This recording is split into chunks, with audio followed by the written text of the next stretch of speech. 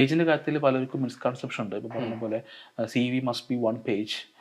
അതെ അതെ, അങ്ങനെ പൊതുവെ പറയുന്നത് കേട്ടിട്ടുണ്ട്. അതിൽ ഞാൻ ഒരിക്കലും യോജിക്കുന്നില്ല. കാരണം ഞാൻ ഇപ്പോൾ എൻ്റെ കാര്യം എടുക്കുകയാണെങ്കിൽ ഞാൻ UK ഓൾമോസ്റ്റ് ഒരു 17 ഇയേഴ്സ്.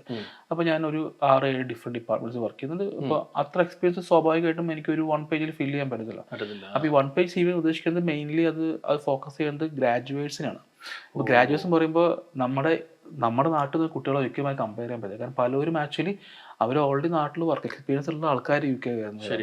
ഇപ്പം അതേപോലെ തന്നെ ഒരിക്കലും ഇവിടുത്തെ ഗ്രാജുവേറ്റ്സിനും അവരെയും കമ്പയർ ചെയ്യാൻ പറ്റത്തില്ല. കാരണം ഇവിടുത്തെ ആൾക്കാർ ഇവിടുത്തെ ശൈലിയിൽ എന്താ പറയുക, ഒരു എലോട്സ് കഴിഞ്ഞാൽ അവർ വർക്ക് എക്സ്പീരിയൻസിന് പോയി, അത് കഴിഞ്ഞ് ഗ്രാജുവേഷന് പോയി. അപ്പോൾ അവർക്ക് 1 page CV should be enough. അപ്പോൾ അവർ നോക്കുന്നത്, അവർ ടാർഗറ്റ് ചെയ്യുന്ന ജോബ് എന്ന് പറയുന്നതും അത്തരത്തിലുള്ള ജോബുകളാണ്. ഫോർ എക്സാമ്പിൾ അപ്രന്റീസ്ഷിപ്പ് ജോബ്സ് ആയിരിക്കും, അതുപോലെ ഇന്റേൺഷിപ്സ് ഉണ്ട്. അപ്പോൾ അത്തരം ജോബുകൾക്ക് that 1 page CV should be enough. പക്ഷേ